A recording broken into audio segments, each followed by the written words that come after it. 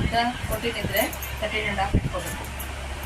ಮತ್ತು ಇಲ್ಲಿ ಕಚ್ಚಾ ಬಂದು 1.5, 2.5, 1 ಈ ಶೇಪ್ ಎತ್ಕೊಳ್ಳಿ. ಮತ್ತು 14 ಇದ್ದರೆ 13.5 ನೆಕ್ಕು ಉದ್ದ.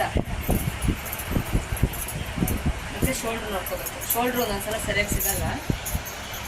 ಇಲ್ಲಿ ನೋಡಿದ್ರೆ ಒಂದೊಂದ್ಸಲ 16, 13 ಬರುತ್ತೆ. ಅದಕ್ಕೇನು ಮಾಡಬೇಕು, ಕೈ ಕೆಳಗಡೆ ನೋಡ್ಕೋಬೇಕು. 6.5 ಬರ್ತಾಯಿದೆ. 6.5 ಅಂದರೆ ಶೋಲ್ಡ್ರು 6.5, ಕೈ ಕೆಳಗಡೆನೂ ಶೋಲ್ಡ್ರ್ 6.5 ಇಟ್ಕೋಬೇಕು. ಮತ್ತು ಮೂರನೇದಾಗಿ ನೋಡ್ಬೇಕಾಗಿರೋದು ಸಿಂಗಲ್ ಪಟ್ಟಿ ಬಿಟ್ಟು ಡಬಲ್ ಪಟ್ಟಿ ಸೇರಿಸಿ ನೋಡ್ಕೋಬೇಕು. 34, 4 ಡಿವೈಡ್ ಬೈ 8.5 ಮತ್ತು 2 ಸೇರಿಸ್ಕೊಂಡು 10.5 ಹಾಕ್ಕೊಂಡು ಈ ಸುತ್ತಳತೆ 10 ಹಾಕ್ಕೊಳ್ಳಿ. ಆಮೇಲೆ ಇಲ್ಲಿ 1.5 ಇದು ಅರ್ಧ ಕಚ್ಚಾ ಇದು. ಇದನ್ನು ಬಾಕ್ಸ್ ಮಾಡ್ಕೊಳ್ಳಿ. ಹಿಂಗೆ ಬಾಕ್ಸ್ ಮಾಡ್ಕೊಂಡೆ 6.5 3 ಕಾಲು ಇಟ್ಕೊಳ್ತೀವಿ.